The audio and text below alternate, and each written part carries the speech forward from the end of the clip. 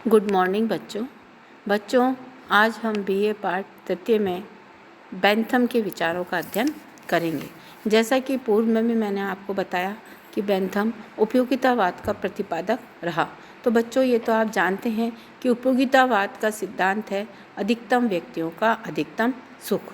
तो बेंथम ने एक सुखवादी उपयोगितावाद की बात करी है, क्योंकि बेंथम का ये मानना है कि जो भी कार्य करे, चाहे तो व्यक्तिगत रूप से व्यक्ति के द्वारा या राज्य के द्वारा, वो ये देख के किए जाए कि सुख की अनुभूति होने चाहिए। यानी राज्य का अस्तित्व भी तभी तक है जब वो व्यक्तियों को सुख प्रदान करेगा। तो इस तरीके से उपयोगितावादी विचारधारा अधिकतम व्यक्तियों के अधिकतम सुख पर आधारित है। इसका विवेचन हम विगत क्लासों में कर चुके हैं। तो आज हम देखेंगे बेंथम के उपयोगितावाद के आधारभूत सिद्धांत क्या है, क्योंकि कई बार आपसे शॉर्ट नोट्स में पूछ लेते हैं कि क्या सिद्धांत हैं। तो बच्चों हम पूर्व में भी ये सब बातें पढ़ चुके हैं। इन पॉइंट्स के अंतर्गत जब हम रखते हैं तो पहला पॉइंट यही है कि उपयोगितावाद सुखवाद के सिद्धांत पर आधारित है। तो ये मैंने आपको बताया कि सुखवाद के अनुसार मानव की एक स्वाभाविक प्रकृति होती है कि वो सुख को प्राप्त करना चाहता है और पीड़ा से दूर रखना चाहता है।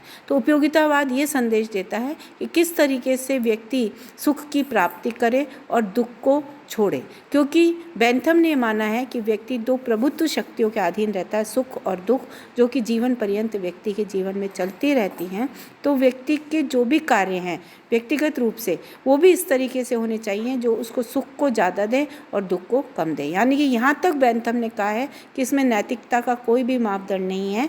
यदि व्यक्ति को झूठ बोलने से सुख मिल रहा है तो वो भी उसकी मान्य है, वो उसकी वैधता की श्रेणी में बेंथम ने रखा है। उसका ये कहना है कि अगर हम सही बोल रहे हैं, सत्य भाषण कर रहे हैं और दुख की प्राप्ति हो रही है तो वो कार्य हमें नहीं करना चाहिए। तो इस तरीके से कुल मिलाकर हम ये कह सकते हैं कि मानव के सभी कार्यों की अच्छाई और बुराई का जो मापदंड है वो बेंथम सुख को मानता है। तो सुखवादी उपयोगितावाद का उसका सिद्धांत दिया है। दूसरा, राज्य का कार्य अधिकतम व्यक्तियों का अधिकतम सुख। तो बच्चों पहले भी मैं बता चुकी हूँ कि राज्य का अस्तित्व तब तक बेंथम ने स्वीकार किया है जब तक कि वो ज़्यादा से ज़्यादा व्यक्तियों का हित कर रहा है, क्योंकि राज्य एक लोक कल्याणकारी संस्था है और इसका उद्देश्य है कि व्यक्तियों के लिए जन कल्याण के कार्य करना। तो जब तक ये अच्छे कार्य करेगा, जब तक व्यक्तियों को सुख देगा, तब तक ये बना रहे। जिस दिन इसने व्यक्तियों का कल्याण करना छोड़ दिया तब तक इसके अस्तित्व का कोई भी मतलब नहीं है, इसको समाप्त हो जाना चाहिए।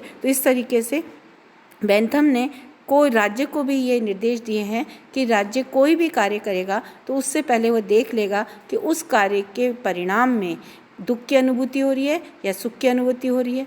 दुख की अनुभूति हो रही है, अधिक व्यक्तियों का कल्याण नहीं हो रहा है, तो वो कार्य राज्य नहीं करे, और यदि ज़्यादा से ज़्यादा व्यक्तियों का हित पूरा हो रहा है तभी वो राज्य कार्य करेगा। तो वो आश्वस्त हो जाएगा, क्योंकि मैंने पूर्व में बताया कि बेंथम ने उद्देश्य की बजाय परिणामों को महत्व दिया है। अगर उद्देश्य बहुत ही नैतिक है कि परिणाम दुखदायी है तो वो कह रहा है कि भाई ऐसा काम नहीं करो। जैसे कि एग्जाम्पल, अगर हम समाज सेवा का काम किया और समाज सेवा के काम में यदि किया और उसमें दुख मिला व्यक्तियों को, क्योंकि कष्ट तो होते ही हैं जब हम समाज में कोई सुधार की बात करते हैं, तो बेंथम का कहना है कि ऐसे कार्य नहीं करो जिसमें कि दुख की प्राप्ति हो, चाहे तो व्यक्तिगत स्तर पर चाहे राज्य के स्तर पर। तीसरा है राज्य और समाज में अंतर।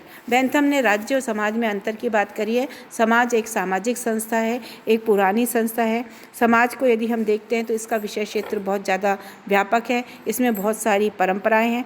राज्य एक राजनीतिक संस्था है, राज्य गौण है, समाज प्रधान है, क्योंकि व्यक्ति एक सामाजिक प्राणी है, वो समाज में ही रहता है। तो राज्य समाज के अंतर्गत निहित एक संस्था है। बेंथम का ये मानना है कि राज्य व्यक्तिगत जीवन में किसी भी व्यक्ति के जीवन में कोई भी हस्तक्षेप नहीं करेगा। राज्य को अनावश्यक हस्तक्षेप का कोई भी अधिकार नहीं है।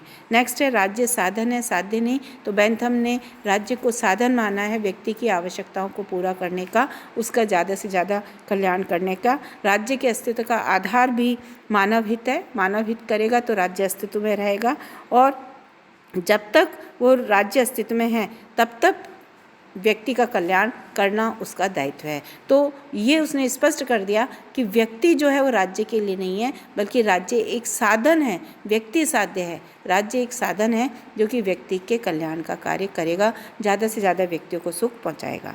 नेक्स्ट है उपयोगितावाद सामाजिक सुधारों का समर्थक है। तो उपयोगितावाद एक राजनीतिक विचारधारा मात्र नहीं है, बल्कि ये एक सामाजिक और आर्थिक संदर्भ में, आर्थिक क्षेत्र में एक सुधारवादी परिवर्तनशील विचारधारा है। बेंथम ने स्वयं ने इंग्लैंड की तत्कालीन परिस्थितियों को देखा और वहाँ पर उसने देखा कि वहाँ की राजनीतिक संस्थाओं में भी कई तरीके की कमियां हैं। जैसे कि एग्जाम्पल लॉर्ड सभा के लिए उसने कहा कि लॉर्ड सभा जो है इसको समाप्त कर देना चाहिए, क्योंकि इसका कोई औचित्य नहीं है, ये केवल एक परामर्श देने वाली संस्था है, इसके पास कोई अधिकार नहीं है। तो उसका ये मानना है कि उपयोगिता है, उन संस्थाओं को रखो। जैसे राजा के पद के लिए भी उसने स्पष्ट किया कि ये भी कोई महत्व का नहीं है। क्यों? क्योंकि राजा वहाँ पे केवल एक नाम मात्र का शासक है। तो इस तरीके से बेंथम तत्कालीन इंग्लैंड की न्याय व्यवस्था में, दंड व्यवस्था में, कानून व्यवस्था में सुधार करना चाहता था, क्योंकि ये वहाँ भ्रष्ट हो रही थी। तो इस सुधार के लिए उसने कई सुझाव दिए और बेंथम ऐसा विचारक है जिसने कि सामाजिक और आर्थिक क्षेत्र में सुधार के एक सुनिश्चित कार्यक्रम प्रस्तुत किए। नेक्स्ट इसका आधार है संवैधानिक मार्ग में विश्वास। बेंथम का जो भी उपयोगितावाद है ये उदारवादी है, जो कि प्रजातंत्र में विश्वास करता है, जनतंत्र की बात करता है और इसने किसी क्रांति का समर्थन नहीं किया।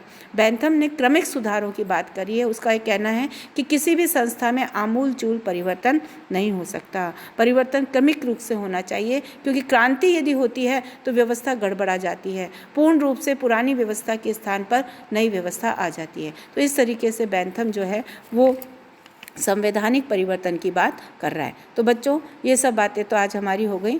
हम नेक्स्ट क्लास में जो बेंथम ने सुधार किए हैं उसके